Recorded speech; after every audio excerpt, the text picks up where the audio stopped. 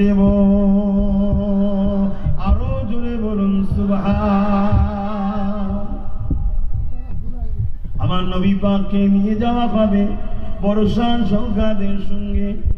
70,000 ফেরেশতা সামনে, 70,000 ডান দিকে, 70,000 বাঁ দিকে, 70,000 পিছন দিকে। আমার নবী পাককে ইস্তেকবাল দিয়ে আমার নবীর প্রশংসা তারিফ করতে করতে স্লোগান দিতে দিতে দিতে দিতে, যেমন নবীর গোলামকে আপনারা গুটি কত গুলিয়ে যে সম্মান আমরা পাই কেন? আমরা নবীর গোলামি করি তাই। সব সম্মান নবীর জন্য। কথা বুঝলেন?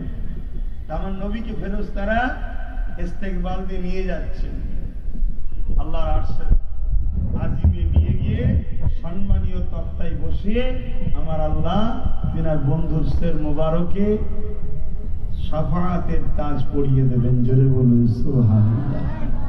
আর এদিকে জাহান্নামকে নিয়ে এসেছেন জিবরাইল।